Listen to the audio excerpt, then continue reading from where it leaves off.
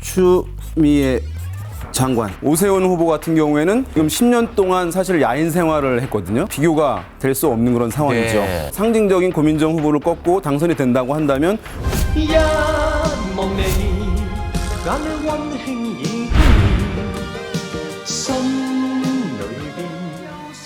민심의 본색을 꿰뚫어보는 코너 영웅 본색 시간입니다. 오늘도 두 영웅과 함께하겠습니다. 영예 박시영 윈즈코리아 대표, 웅을 맡으신 윤희웅 오피니언 라이브 센터장 나오셨습니다. 안녕하세요. 네, 반갑습니다. 네. 자, 오늘도 총선 격전지를 좀 분석을 해볼 텐데 네. 총선 앞두고 각 당이 다 아주 예민합니다. 그렇습니다. 그러니까 아주 담백하게 하지 않으면 말 조심해야 네, 돼요. 큰 화를 당할 수가 있습니다. 네. 담백하게 좀 네. 기계처럼 부탁드리겠습니다. 알겠습니다. 네. 항상 선거 앞두면 수도권이 중요하다 이런 얘기들 하지 않습니까? 그렇습니다. 뭐 의석수가 많아서 그런 거겠죠? 의석수도 많고 경합지도 많습니다. 지난 총선에서 5% 내에서 이 경합이 이루어졌던 곳이 수도권에 무려 26곳. 그러니까 수도권을 승리한 정당이 일당이 될 수밖에 없는 거죠. 경합지가 많구나. 그런 의미에서 오늘 두 눈 크게 뜨고 좀 지켜봐야 될 것 같은데요. 자, 먼저 윤희웅 센터장님, 네. 어디로 가볼까요? 저는 서울로 한번 가보겠습니다. 네. 서울로 지금 바로 네. 출발하십니다.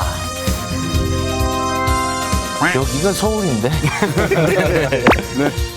자, 서울의 격전지 어디를 살펴볼 예정입니까? 네, 광진을로 한번 가보겠습니다. 광진을로 갑니다. 예, 여기 지금 사진이 있는데 제가 한번 키워드를 적어보겠습니다. 자, 키워드는 대통령 입대 보수 잠룡. 네, 고민정 KBS 아나운서이기도 했고 네.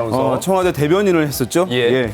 그리고 오세훈 후보 같은 경우에는 서울시장 두 번이나 이제 연임을 하고 대권 주자, 보수에서 이제 대권 주자로 지금 거론되고 있는 인물인데요. 중량감이 있는 인물이에요. 네, 그죠? 제가 얼핏 보기에도 예. 정치인으로서는 오세훈 후보가 고민정 후보에 비해서 중량감이 더 있어 보이거든요. 네, 고민정 대변인은 청와대 대변인에서 이제 많이 국민들한테 얼굴을 보이긴 했지만 네. 정치 측면에서는 이제 신인일 수밖에 없는 네. 것이고 그 중량감이라든가 정치적 무게감에서는 사실 비교가 될 수 없는 그런 상황이죠. 네. 그런데 이 두 사람이 현재 지지도가 좀 이렇게 흥미롭게 나왔다면서요? 한번 볼까요? 자, 예. 지지도 여론조사 네. 결과입니다. 네. 아하, 오늘 또 이게 문제입니다. 네. 정말 자, 지저분하기 짱금증으로 깔끔하겠어요, 그거? 딱 붙여놔서 지금 너 붙었네요. 제일 중요한 숫자가 알려져 있어. 네, 숫자 부분 다시 좀 뜯어볼까요? 예. 네, 지금 여기 43% 정도라고 보시면 될 텐데요. 네. 43.3%. 예. 지금 보시면 이제 두 가지 여론조사 결과가 있는데 이것을 보고 사실은 여의도 정치권에서 상당히 놀랐습니다. 네. 왜냐하면 오세훈 전 서울시장이 상당히 월등한 수준으로 앞설 것이다라고 많이 예상을 했는데 결과를 열어보니까 뚜껑을 열어보니까 박빙이거나 오히려 고민정 후보가 좀 우세한 여론조사 결과들이 나오고 있는 것입니다. 네.